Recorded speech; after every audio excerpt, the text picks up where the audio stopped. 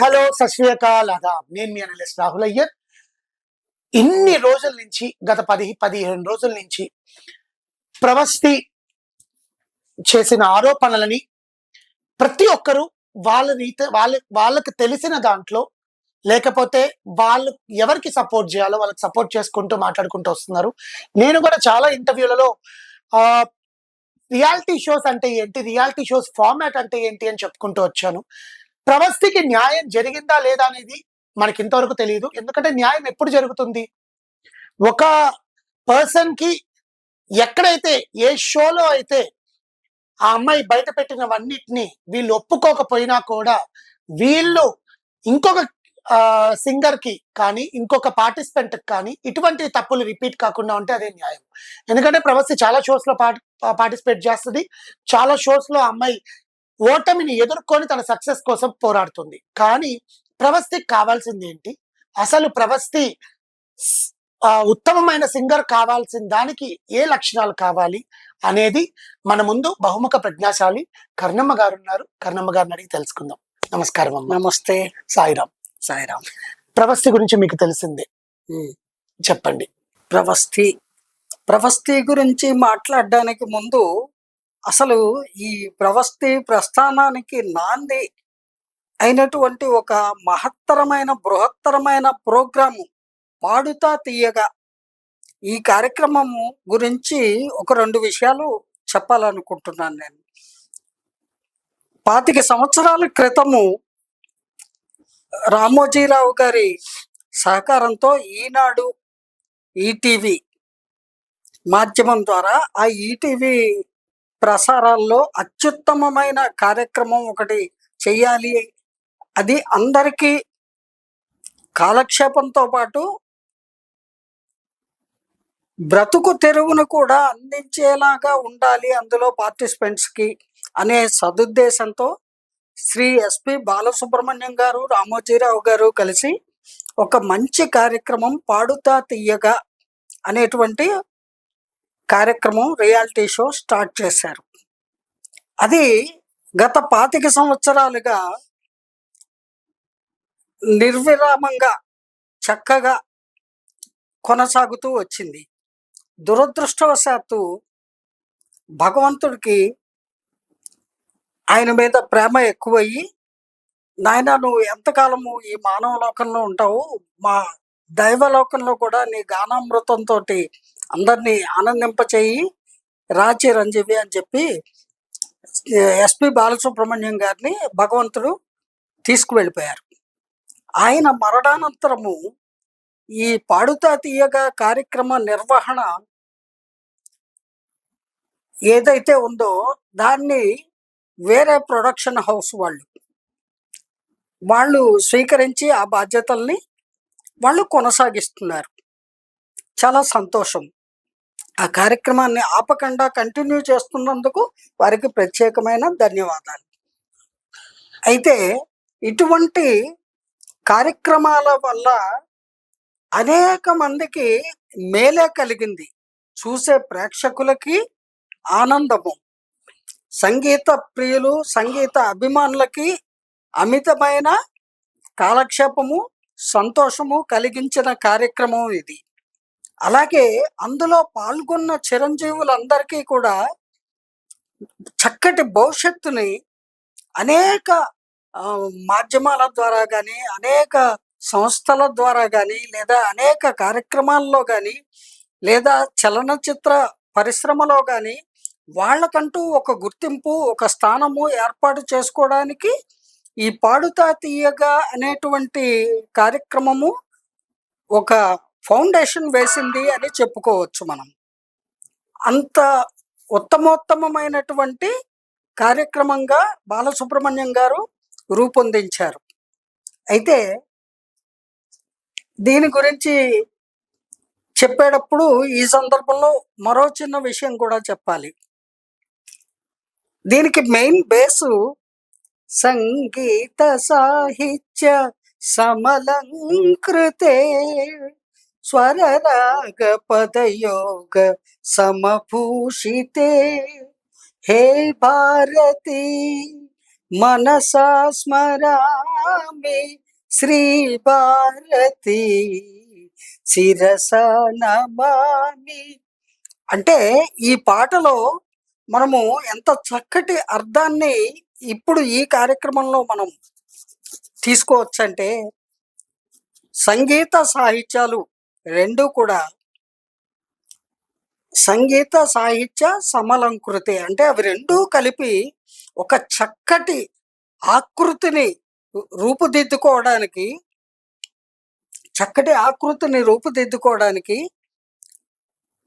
ఈ పాటలో ఉన్న రెండవ పదము ఏదైతే ఉందో, స్వరరాగ పదయోగ సమభూషితే. అంటే స్వరము, రాగము, తాళము ఇవి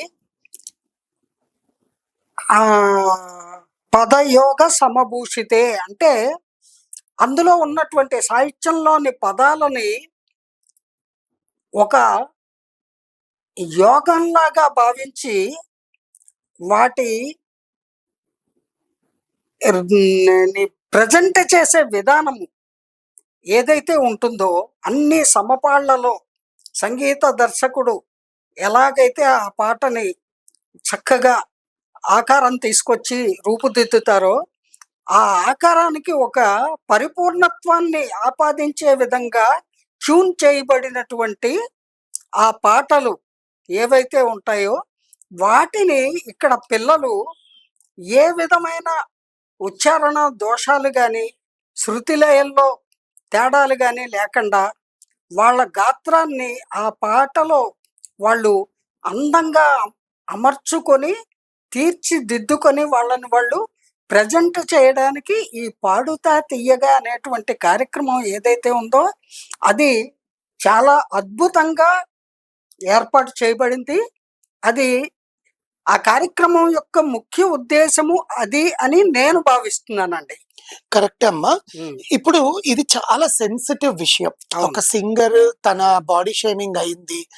సునీత గారు గాని, కీరవాణి గారు గాని ఆ జడ్జెస్ గురించి మాట్లాడడం అనేది, ఆమె ఇప్పుడు పబ్లిక్ గా మాట్లాడడం తప్పు అర్థాలు తీసుకొస్తుందేమో. అప్పుడే మాట్లాడి ఉండాల్సింది కదా. దానికి సంబంధించి కూడా నేను చెప్తాను, కొంచెం వివరించి చెప్తాను నేను. ఇది శ్రద్ధగా వినండి అందరూ కూడా. ఇప్పుడు 3 పాయింట్లు అండి ఇక్కడ. ఆ పాప నేను ఎలిమినేట్ అయినందుకు ఏమీ పెద్దగా విచారించట్లేదు. అక్కడ నా సాంగ్స్ ప్రజెంటేషన్లో ఏదో జడ్జెస్కి లోపం కనిపించి ఉండొచ్చు. అది న్యాచురల్గా కొందరు విన్ అవుతారు, కొందరు ఎలిమినేట్ అవుతారు. That is second point. అది ప్రధానంగా నా ఎలిగేషన్స్, నేను చెప్పేవి ఏమిటి అంటే, బాడీ షేమింగ్ అనేది ఒకటి. రెండవది, ఆ పాపని చాలా వివక్షతకు గురి చేసే విధంగా మాట్లాడడము, అలాగే వేధించడము, రకరకాలుగా టీస్ చేయడము. ఎవరు అక్కడ పాల్గొన్నటువంటి వాళ్ళల్లో ముఖ్యంగా ఆ ప్రొడక్షన్ హౌస్కి సంబంధించిన వాళ్ళు కానీ, లేదా ఉన్నత పీఠం మీద కూర్చున్నటువంటి జడ్జి స్థానంలో ఉన్నటువంటి వారు కానీ, ఈ విధంగా నా మనసుని చాలా తీవ్రంగా గాయపరిచారు. ఈ విషయాలు చెప్పడానికి ప్రతి గాయకుడు కూడా వాళ్ళ ఫ్యూచరు గురించి ఆలోచించుకొని, వాళ్ళు ఇటువంటి బాధల్ని నేనొక్కదాన్నే కాదు చాలా మంది ఎదుర్కొంటున్నప్పటికీ they are not coming out, they are not expressing, they are bearing it. వాళ్ళు భరించుకుంటున్నారు. నేను భరించలేక బరస్ట్ అయ్యి బాహ్య ప్రపంచానికి తెలియచెప్పాలి అని చెబుతున్నాను. చాలా మంది ఈ అమ్మాయి చెప్పినటువంటి విషయాల్లో వాస్తవం ఎంత ఉంది అనేది అక్కడ ఉన్న వాళ్ళకే తెలుసండి. ఆ కార్యక్రమంలో పార్టిసిపేట్ చేసిన వాళ్ళకి మాత్రమే తెలుసు. టీవీ సెట్ల ముందు కూర్చొని చూసిన ప్రేక్షకులకి వాళ్ళు చెప్పేది వినడమే కానీ నమ్మితే నమ్మడం, లేకపోతే లేదు. వాళ్ళకి తెలియదు కదా నిజాలు ఏమిటి అనేది. అటువంటి సందర్భంలో ఆ పాప నాకు ఇలా జరిగింది అని ధైర్యంగా వచ్చి చెబుతున్నప్పుడు నువ్వు చెప్పొద్దు, తప్పు, పెద్దవాళ్ళని ఇలా అనొద్దు, అలా అనొద్దు అని అంటున్నారు గాని, అందులో వాస్తవము ఏదీ లేకపోతే, అవన్నీ అవాస్తవాలే అయితే, అవి కేవలం ఆ పాప ఎలిగేషన్‌లే గాని, అందులో ఎంత మాత్రము నిజము లేదు అని అనుకుంటే, వాళ్ళు బయటకి వచ్చి వాళ్ళు కూడా మాట్లాడొచ్చు కదా! ఈ విషయం గురించి. ఏవండీ ఇందులో ఏమీ లేదు. చిన్న పిల్ల కాబట్టి అపార్థం చేసుకుంది. ఇవన్నీ కామన్‌గా జరిగేవే ఇక్కడ. తను వాటిని స్పోర్టివ్‌గా, లైట్‌గా తీసుకోలేకపోయింది. ఇవి ప్రతి ఆహ్, హ్మ్, సందర్భంలోనూ, ప్రతి కార్యక్రమంలోనూ కూడా ఆహ్, న్యాచురల్‌గా ఇలాంటివి కొన్ని జరుగుతాయి. ఎవరు వాంటెడ్‌లీ ఎవరిని బాధించాలని, వేధించాలని ఇలా ప్రవర్తించరు. అప్రయత్నంగా కొన్ని కొన్ని జరిగిపోతాయి. తప్పులు అనేటువంటివి ఎవ్వరు వాంటెడ్‌లీ చేయరు. అందులో ముఖ్యంగా జడ్జి స్థానంలో కూర్చున్న వాళ్ళు అస్సలు చెయ్యరండి. చెయ్యకూడదు కూడా. అంటే మనకి మొత్తం విషయం తెలుసా అమ్మా? లేక ఇంకేమైనా కొంతకాలం వెయిట్ చేయాలా? ఇంత జరిగాక కూడా ఎవరు మాట్లాడట్లేదు కదా అని. అంటే వాళ్ళ వర్షన్‌లో ఆ పక్క రోజొచ్చి చెప్పేసి ఎళ్ళిపోయారు. హ్మ్. నేననేది ఇప్పుడు సునీత గారొచ్చి వ్యంగ్యంగా మాట్లాడకుండా ఉండుంటే బావుండేది. అవును. ఆమె ప్రవీణ గారొచ్చి ఆమె ప్రొడక్షన్ కంపెనీ గురించి మాట్లాడ ఆహ్, ఆమె ఏవేవో చెప్పారు. ఒక రియాలిటీ షో ఫార్మాట్ అంతా బయట చెప్పేసారు. హ్మ్. అది ఎంతవరకు కరెక్ట్ అంటారు? ఇప్పుడు ఎవరి పాత్ర వాళ్ళు స్టేజ్ మీదకొచ్చి ఒక నాటకం జరుగుతున్నప్పుడు వాళ్ళ పాత్ర, వాళ్ళ డైలాగులు వాళ్ళు చెప్పేసుకొని వెళ్ళిపోయినట్టుగా ఆహ్, ఎ ఎవరికి తోచినట్టుగా వాళ్ళు మాట్లాడేసి వెళ్ళిపోతున్నారు. కానీ ఇక్కడ ఆ పాప ఒక సమస్యని చాలా స్పష్టంగా చెప్తోంది.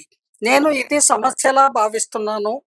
ఇది నేను ప్రాక్టికల్‌గా అనుభవించిన మానసిక క్షోభకి నన్ను గురి చేసిన అంశాలు ఈ 3. వివక్షతకి గురి చేయడము, వేధింపులకు గురి చేయడము, అలాగే బాడీ షేమింగ్. Body shaming. ఈ మూడిటికి ఎందుకు అలా చేశారు? నన్నే ఎందుకు చేశారు? అక్కడ అంతమంది పార్టిసిపెంట్స్ ఉంటే, నన్ను మాత్రమే వాళ్ళు ఇలాగ ఎందుకు వేధించారు?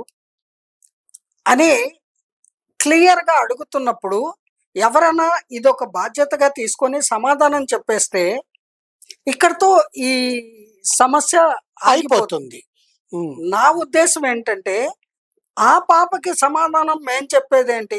మేము ఎంత లెజెండ్స్‌మి, ఏ స్థాయిలో ఉన్నాము, ఎన్ని చూసి ఇక్కడికి చేరుకున్నాము అనే భావన వాళ్ళలో ఉండడం అతి సహజమైనటువంటి అంశమే. నేను ఆ పాపకి సమాధానం చెప్పండి అని కూడా అంటల్లా.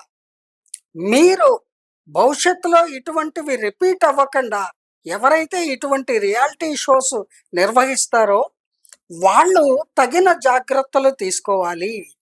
వాళ్ళు ఈ అంశాలని పరిగణలోకి తీసుకొని పదే పదే ఇలాంటివి రిపీట్ అవ్వకుండా జాగ్రత్త పడాలి. ఈ రోజున ప్రవస్థి మానసికంగా చాలా బాధకు లోనయ్యింది.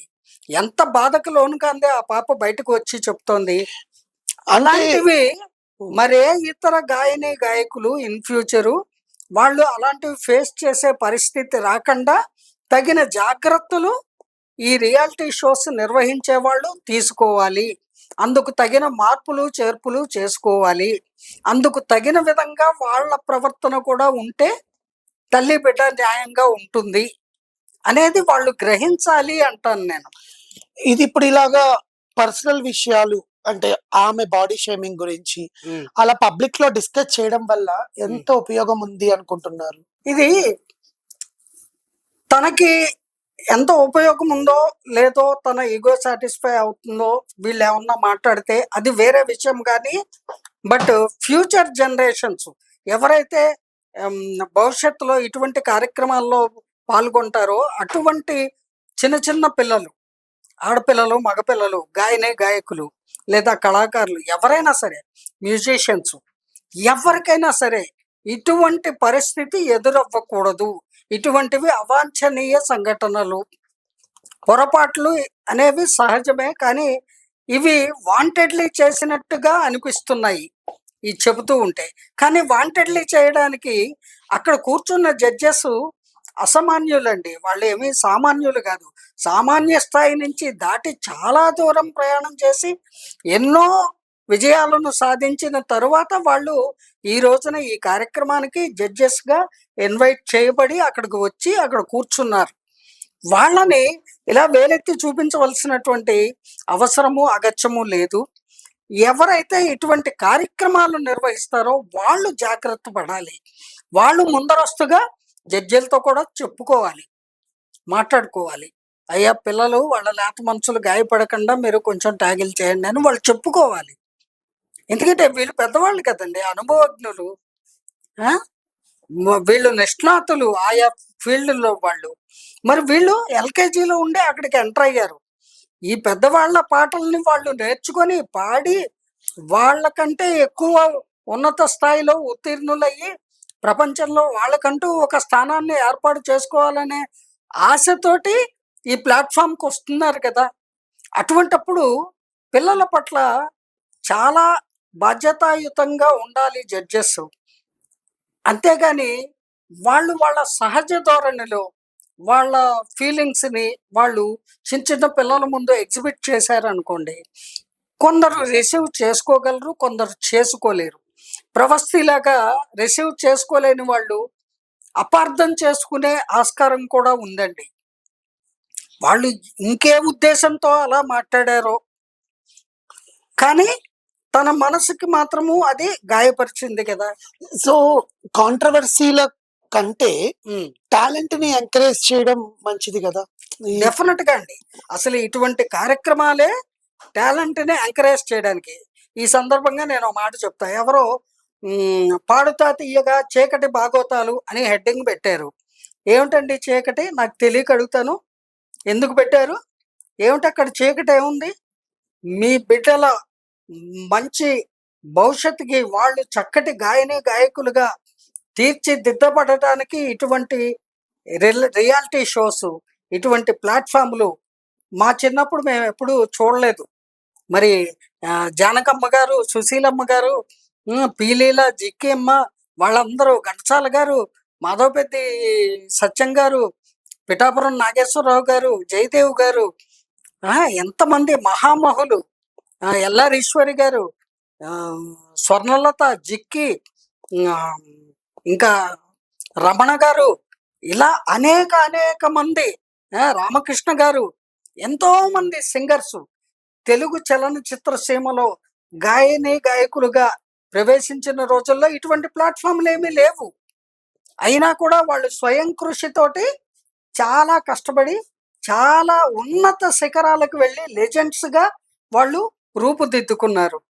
మరి ఇప్పుడు పిల్లలకి చక్కటి అవకాశాలు. మరి ఇటువంటి అవకాశాన్ని వాళ్ళు వినియోగించుకోవడానికి అక్కడికి వచ్చినప్పుడు వాళ్ళని ఎంత మృదువుగా, ఎంత లాలనగా, ఎంత ఆప్యాయంగా వాళ్ళలోని తప్పొప్పుల్ని హర్ట్ కాకుండా వాళ్ళు ఉండేలాగా చెప్పాలండి. మరి బాలసుబ్రహ్మణ్యం గారు జడ్జిగా ఉన్నప్పుడు ఎంతో ఉన్నతంగా ఉండేది ఆయన మాట్లాడే విధి విధానం. ఆయన బిడ్డల్ని ఎప్పుడూ కూడా యంగ్‌స్టర్స్ పాడినా లేదా ఆహ్, చిన్న పిల్లలు పాడినా వాళ్ళందరితోటి ఆయన చాలా చలోక్తులతోటి సరదాగా నవ్విస్తూ చాలా ఎఫెక్షనేటివ్‌గా వాళ్ళతో మాట్లాడుతూ వాళ్ళలోని తప్పొప్పుల్ని ఆయన చాలా మృదువుగా చూపించి చెప్పేవారు. హార్ష్‌గా లేదా ఇలా చూసి కోపంగా అని ఇక్కడి నుంచి వెళ్ళిపో అని, నీ ఏడుపు బయట ఏడు అని అలా ఎవరితో అనలేదు, అనకూడదు కూడా. అది జడ్జెస్ వాళ్ళ యొక్క ఎమోషన్స్‌ని ఇటువంటి ప్లాట్‌ఫార్మ్‌ల మీదకొచ్చినప్పుడు వాళ్ళ ఎదుట ఉన్నది చిన్న పిల్లలైనప్పుడు కొంచెము వాళ్ళ ఇదిని తగ్గించుకోవాలి. నేను లెజెండ్‌ని, నేను ఇలాగే ఉంటా అంటే, మీరు లెజెండ్స్ కాబట్టే మీరే తగిన వ్యక్తులు కాబట్టి మిమ్మల్ని జడ్జీలుగా పిలిచారు. నాలాంటి వాళ్ళని పిలవల. ఎందుకని? ఆ ఫీల్డ్‌లో మీరు చాలా ఉన్నతమైనటువంటి స్థితికి చేరుకున్నవారు కాబట్టి. మరి మీ మనస్తత్వం కూడా అంతకంటే ఎక్కువ ఉన్నతంగా ఉంది అనేది ఈ కార్యక్రమాల ద్వారా మీరు తెలియపరుచుకోవాలి. అంతేగాని పిల్లల మనసులు గాయపడేలాగా మన చిన్న చూపు చాలండి. వాళ్ళు హర్ట్ అవ్వడానికి. కొంచెం కోపంగా చూస్తే హర్ట్ అవుతారు. విషయం మొత్తం వినకుండా మనం కమెంట్ చేయడం కరెక్టే అంటారా? అటు సైడ్ కూడా, ఇటు సైడ్ కూడా జనరల్‌గా లేదండి. కరెక్ట్ కాదు. అందుకే నేను చెప్తున్నాను. ఆ పాప చెప్పే వాటిల్లో ఎంత వాస్తవాలు ఉన్నాయి అనేది అక్కడ ఉన్న వాళ్ళకి, ఆ కార్యక్రమంలో అప్పుడు ఉన్న వాళ్ళకి మాత్రమే తెలుసు. అంచేత ఆ కార్యక్రమానికి సంబంధించిన నిర్వాహకులు గాని, లేదా జడ్జెస్ కానీ, వాళ్ళు బాధ్యతాయుతంగా ఫీలయ్యి ఒక్క ముక్క ఇటువంటి కార్యక్రమంలో ఇలాంటివి ఇక మీదట జరగకుండా నిర్వహించే నిర్వాహకులు చూసుకుంటారు అని నిర్వాహకులు చెప్పాలి. అలాగే వాళ్ళు కూడా పిల్లల పట్ల ఆదరణగా ప్రవర్తిస్తాము. మేము చెప్పిన దాంట్లో వాస్తవాలే ఉన్నాయి కానీ, అవాస్తవాలు లేవు. కాపోతే చెప్పిన విధానము మీకు హర్టింగ్‌గా అనిపించి ఉండొచ్చు అని ఒక్క ముక్క చెప్పేస్తే అయిపోతుంది. ఇది ఈ ఒక్క ముక్క చెప్పడానికి వాళ్ళ కి టైము లేదో మరి, లేకపోతే వాళ్ళ స్టేచరు వాళ్ళని ముందుకు రానివ్వట్లేదో నాకు అర్థం కావట్లేదు. ఏది ఏమైనప్పటికీ ఎంతో కొంత నిప్పు లేనిదే పొగరాదు కదండి. అంచేత ఆ పాప చెప్పేవి అన్నీ యథార్థాలా కాదా అనేది 100% మనము నిర్ణయించలేము. ఎంతో కొంత అమ్మాయి మనసుని గాయపరిచిన సన్నివేశాలు, సందర్భాలు అక్కడ జరిగాయి. జరగబట్టే తను అది తట్టుకోలేక ఈ రోజున మీడియా ముందుకు వచ్చి ప్రపంచానికి తెలియజెప్తోంది. కారణం ఏమిటి? అందరూ తెలుసుకుంటే అందుకు తగిన విధంగా మెంటల్‌గా వాళ్ళు ప్రిపేర్ అయ్యి వెళ్ళగలిగే వాళ్ళు వెడతారు. లేదా అట్లాంటి కార్యక్రమాలు చేసేవాళ్ళు పిల్లల్ని అలా బాడీ షేమింగ్ చేయడము, లేదా వాళ్ళని బాధించడము, వేధించడము, లేదా వివక్షతకు గురి చేసేలాగా ప్రవర్తించడము, ఇటువంటి కార్యక్రమాలు వాళ్ళు పెట్టుకోకుండా ఉంటారు. ఆ కార్యక్రమ నిర్వాహకులు లేదా అందులో పార్టిసిపేట్ చేసే ఎవరైనా సరే. ఆ జాగ్రత్తలు వాళ్ళన్నా తీసుకుంటారు అనే సదుద్దేశంతోటి ఆ పాప ధైర్యంగా వచ్చి చెబుతోంది అని మనం అర్థం చేసుకోవచ్చు. ఇప్పుడు ఆమె గానాల గురించి మాట్లాడుకుందాం. ఎందుకంటే అది కదా ముఖ్యం మనకు బేసికల్‌గా. సో, ఆ అమ్మాయి ఎలా పాడిందంటారు అసలు? మీరు చూసారా ఆ అమ్మాయి ఎపిసోడ్స్ అన్ని పాటలు నేను పాడినవి? అన్నీ చూడలేదండి. నిజం చెప్పాలి అంటే చిన్నప్పుడు ఆ అమ్మాయి పాడిన పాటలన్నీ కూడా, ఆ ఎపిసోడ్‌లన్నీ కూడా చూశాను నేను. తర్వాత 1, 2 ఎపిసోడ్‌లు మాత్రమే చూశాను. ఇప్పుడు ముఖ్యంగా ఈ ఇటీవల కాలంలో ఆ ప్రోగ్రామ్‌ని నేను కంటిన్యూగా కొన్ని కారణాల వల్ల చూడడం జరగట్లేదు. అందువల్ల నేను అదే చెప్తున్నాను గదా! ఇప్పుడు అక్కడ జరిగినవి అక్కడ ఉన్న వాళ్ళకి తెలిసినంత బాగా చూసే ప్రేక్షకులకి తెలియదు. అలాగే ఆ అంశం గురించి మాట్లాడే వాళ్ళకి కూడా ఇప్పుడు నాకు గాని, మీకెంతటి అవగాహన ఉందో తెలీదు. నాకు ఒక 70% తెలుసు వాట్ హ్యాపెండ్ అనేది. కానీ 100% తెలీదు. తెలియనప్పుడు నేను ఇది అని నిర్ధారించి మాట్లాడలేను. అందుకని నేను సిన్సియర్‌గా, హంబుల్‌గా రిక్వెస్ట్ చేస్తున్నదేంటంటే, ఒకవైపు నుంచే ఎంతసేపు ఆ అమ్మాయి నిందారోపణ చేస్తోంది అని అనుకోకుండా, దయచేసి పెద్దవాళ్ళు, పెద్ద మనసు ఉన్నవాళ్ళు, ఆ ఫీల్డ్‌లో మీరు ఎన్నుకున్న మ్యూజిక్ ఫీల్డ్‌లో చాలా ఉన్నతమైన శిఖరాలకు చేరుకున్న వాళ్ళు, దిగ్గజాలు కాబట్టి దయచేసి మీరు ఈ పాపకని కాదు, ఫ్యూచర్‌లో ఏ పాప లేదా ఏ బాబు సింగర్సు ఇలా కంప్లెయింట్స్ చేయడం గాని, ఇటువంటి మనస్తాపానికి గురవ్వడం గాని జరగకూడదు అనే సదభిప్రాయం గనక జడ్జెస్‌లో ఉంటే, దయచేసి మీరు ఒక్క చిన్న స్టేట్మెంట్ ఇవ్వండి. దాంతోటి ఈ సమస్యగా ఉండదు. దీనికో సొల్యూషన్ లభిస్తుంది అని నా భావన. ఇదండి మనం ప్రవస్తి గురించి అసలు ఆ ఇష్యూ గురించి మనకు ఏవైతే ఇన్ఫర్మేషన్ కావాలో ఆ ఇన్ఫర్మేషన్ కరుణమ్మ గారు ఇచ్చారు. నమస్కారం అమ్మ. నమస్కారం.